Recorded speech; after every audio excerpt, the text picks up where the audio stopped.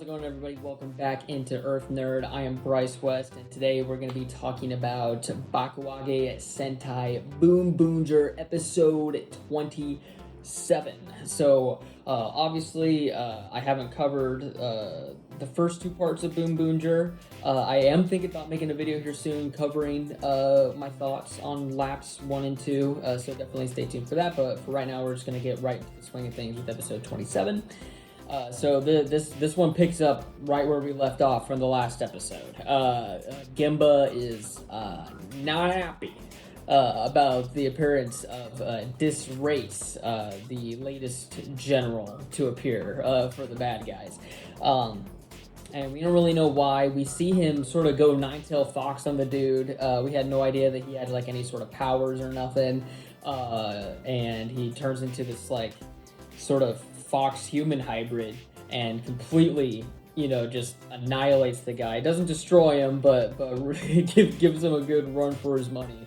And we don't really know what's going on.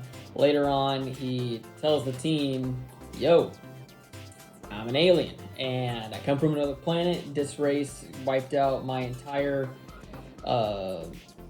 population, and he's like a prince or something. Like he's like the heir to the throne of this planet, and basically the purpose of their planet is they're sort of like a market for the galaxy, sort of, and he needs to enact his revenge on this guy, and that's basically what the whole episode is about. Them sort of we're meeting up with the new general, kind of learning what he's all about. There's something going on with the three idiots and a carpet. Basically, Gemba's like, this is something I gotta do. I gotta take this guy down.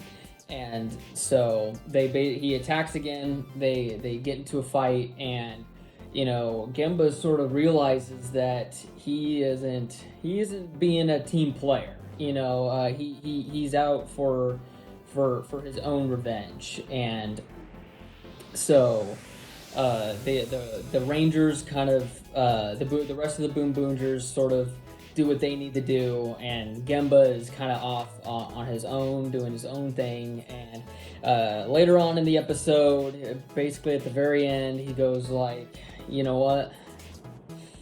I'm out. I quit. I can't do this anymore. I can't be a part of a team and go on this revenge mission.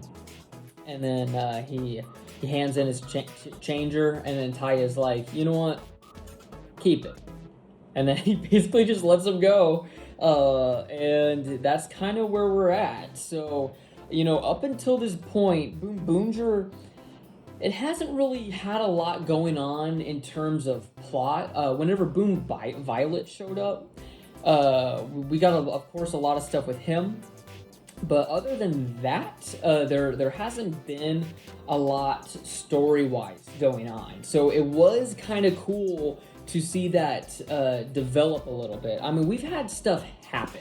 Like, we've had new powers, or we get a new mech, or stuff like that, or we defeat a general, but we don't really, we have, up until this point, we haven't gotten like a huge reveal, like we did with Gemba being from the other planet. So I thought that was such a nice breath of fresh air for Boonboomger. Overall, I've liked Boonboomger a lot because of how sort of back to basics it is after seasons like Zenkaiger, Dawn Brothers, King Oger, where they're such like reinvent the wheel Sentai seasons. It's been nice to sort of kind of be able to sit back, chill out for a bit, and have a little bit of a normal Sentai season. It honestly reminds me a lot of Power Rangers, the way that it has its storytelling, where like, yeah, we do get like a lot of these filler episodes and we get to know a lot of the characters, but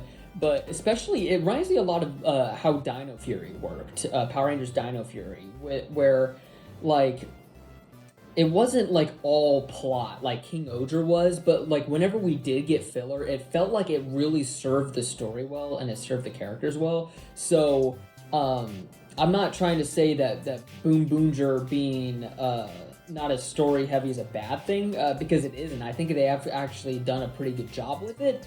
But that being said, I did really enjoy seeing, things start to progress a little bit. We're halfway through the show.